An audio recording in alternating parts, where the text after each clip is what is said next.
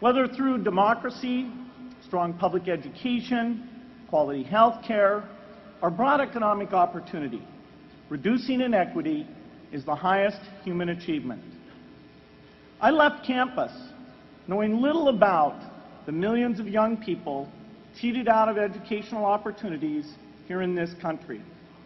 And I knew nothing about the millions of people living in unspeakable poverty and disease in developing countries.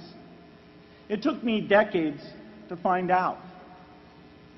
You graduates came to Harvard at a different time. You know more about the world's inequities than the classes that came before. In your years here, I hope you've had a chance to think about how, in this age of accelerating technology, we can finally take on these inequities and we can solve them. Imagine, just for the sake of discussion, that you had a few hours a week and a few dollars a month to donate to a cause. And you wanted to spend that time and money where it would have the greatest impact in saving and improving lives. Where would you spend it? For Melinda and I, the challenge is the same. How can we do the most good for the greatest number with the resources we have? During our discussions on this question, Melinda and I read an article about the millions of children who are dying every year in poor countries from diseases that we had long ago made harmless in this country. Measles, malaria, pneumonia, hepatitis B, yellow fever.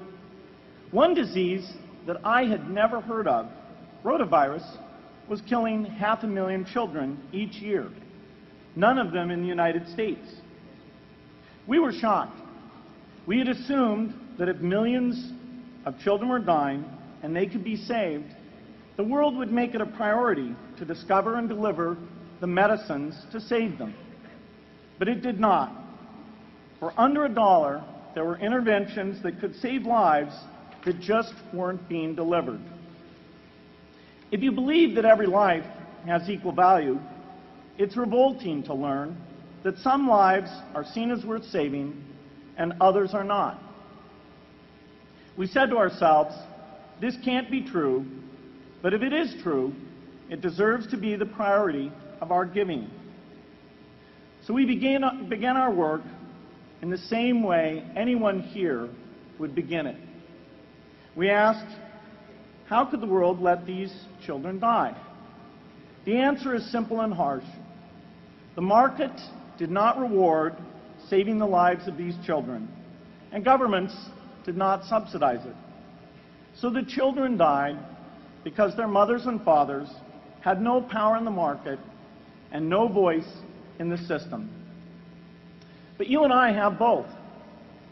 We can make market forces work better for the poor if we can develop a more creative capitalism. If we can stretch the reach of market forces so that more people can make a profit or at least earn a living serving people who are suffering from the great inequities. We can also press governments around the world to spend taxpayer money in ways that better reflect the values of the people who pay the taxes. If we can find approaches that meet the needs of the poor in ways that generate profits for business and votes for politicians, we will have found a sustainable way to reduce inequity in the world.